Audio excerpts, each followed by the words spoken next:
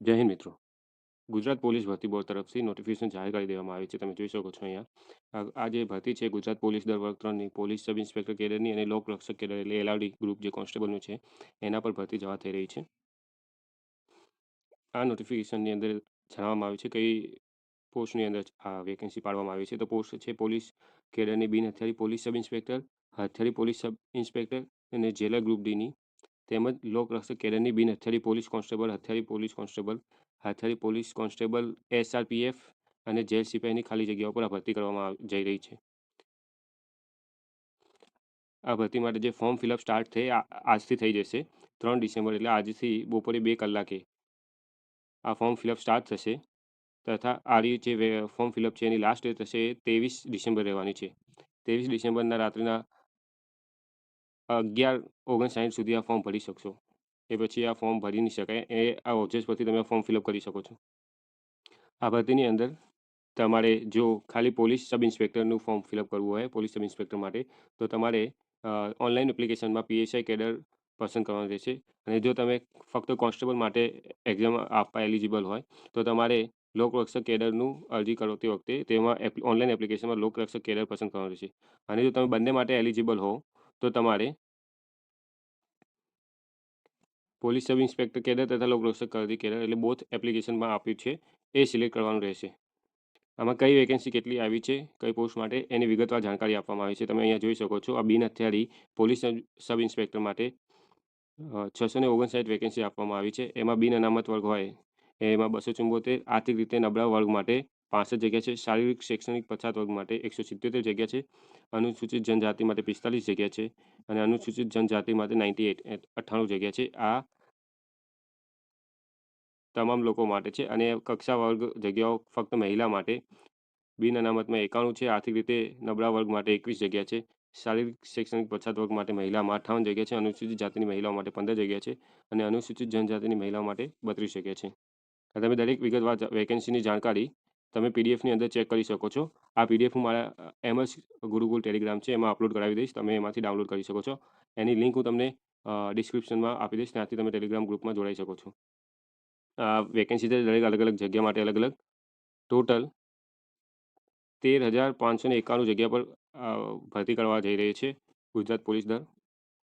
આ form fill up કોણ કરી શકે તો એની માટે એલિજિબિલિટી ક્રાઇટેરિયા રાખવામાં આવે છે. એની વયમર્યાદા અને શૈક્ષણિક લાયકાત જે છે એમાં પોલીસ સબ ઇન્સ્પેક્ટર જે ફોર્મ ફિલઅપ કરવા માંગતા હોય એના માટે મહત્તમ એજ લિમિટ 35 વર્ષ છે. શૈક્ષણિક લાયકાત છે એમાં કોઈ પણ ઉમેદવારે ગ્રેજ્યુએશન માન્ય યુનિવર્સિટી પૈકી કોઈ પણ માંથી અથવા તે તરીકે માન્ય થયેલ કોઈ પણ શૈક્ષણિક સંસ્થામાંથી એ લોકોએ ગ્રેજ્યુએશન અથવા તો સ્નાતકની પદવી હાંસિલ કરેલી હોવી જોઈએ. અને એલઆરડી ગ્રુપ એટલે લોકરક્ષક કેડર માટે 18 વર્ષથી લઈને 33 વર્ષની ઉંમર સુધી તમે ફોર્મ ફિલઅપ કરી શકો છો. 18થી ઓછી ના હોવી જોઈએ અને 33થી વધુ ના હોવી જોઈએ. આ માટે શૈક્ષણિક લાયકાત છે એ 12 પાસ રાખવામાં આવેલ છે. જે જણાવવામાં આવેલ એ મહત્તમ ક્રાઇટેરિયા હતો. એ સિવાય ઘણી કેટેગરીને અલગ અલગ રિલેક્સેશન આપવામાં આવે છે. જેમ જનરલ કેટેગરીની મહિલાઓ માટે 5 વર્ષની છૂટછાટ હોય છે. અનામત કેટેગરીના પુરુષો માટે 5 વર્ષની છૂટછાટ આપવામાં આવે છે અને અનામત કેટેગરીની મહિલા ઉમેદવાર માટે એ લોકોને 10 વર્ષની છૂટછાટ મળે છે. જે રમતવીરો માટે જે હોય રમતવીરો માટે ઉપર જણાવેલ કેટેગરી પ્રમાણે +5 એક્સ્ટ્રા આપવામાં આવે છે. આ પરીક્ષા માટે એલિજિબલ થવા માટે ફિઝિકલ ધોરણો જે રાખવાના છે ધ્યાનમાં એ આ રીતે રહેશે. જેમાં અનુસૂચિત જનજાતિના ઉમેદવારો માટે 162 સેન્ટીમીટર હાઇટ રાખવામાં આવી છે. એ લોકોની છાતી ફૂલાયા વગરની મિનિમમ 79 હોવી જોઈએ અને ફૂલાવીને 84 થતી હોવી જોઈએ. આ મિનિમમ ક્રાઇટેરિયા રાખવામાં આવે છે અને 5 તો ફૂલાવી જ જોઈએ. 5થી ઓછી ફૂલાશે તો નહીં ચાલે. અનુસૂચિત જનજાતિઓના ઉમેદવાર સિવાયના તમામ લોકો માટે જે હાઇટ ક્રાઇટેરિયા છે એ 165 સેન્ટીમીટર રાખવામાં આવે છે અને ચેસ્ટ સેમ રાખવામાં આવેલ છે. મહિલા ઉમેદવારો માટે અનુસૂચિત જનજાતિના ઉમેદવાર હોય એ લોકોની હાઇટ 150 રાખવામાં આવેલ છે અને અનુસૂચિત જનજાતિની મહિલાઓ માટે સિવાયની જે છે એ લોકો માટે 155 સેન્ટીમીટર હાઇટ રાખવામાં આવેલ છે.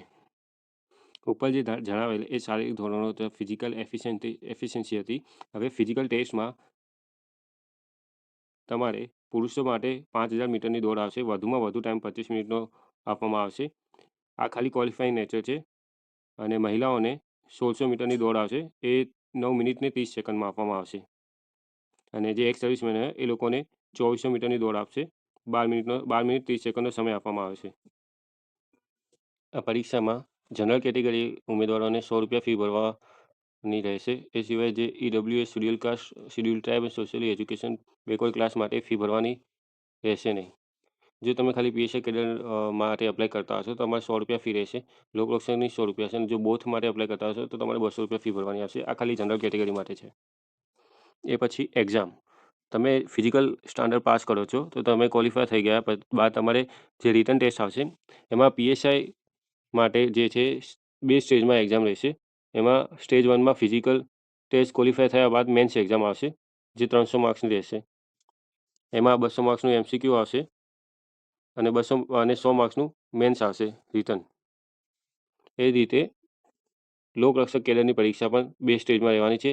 એક ફિઝિકલ ટેસ્ટ પાસ કર્યા બાદ તમને જે સેકન્ડ આવશે સ્ટેજ એ એમસીક્યુ બેઝ આવશે. પીએસઆઈમાં તમારે એક એમસીક્યુ બેઝ પેપર આવશે 200 માર્ક્સનું અને 100 માર્ક્સનું ડિસ્ક્રિપ્ટિવ પેપર આવશે. અને લોકરક્ષક કેડર માટે એટલે એલઆરડી ગ્રુપ માટે તમારે આખું પેપર ઓબ્જેક્ટિવ ટાઈપનું રહેશે. એક વખત ફરીથી યાદ કરાવી દઉં છું. આની ફોર્મ ભરવાનું એ આજથી ચાલુ થઈ જશે અને 23 ડિસેમ્બરની લાસ્ટ ડેટ રહેશે. તો ફોર્મ જલ્દીથી જલ્દી ફિલઅપ કરી નાખશો. અને આના પછી હું તમને આના ડિટેલ્સ વિડીયો લાવીશ કે તમારી એક્ઝામ પેટર્ન કઈ રીતે રહેશે.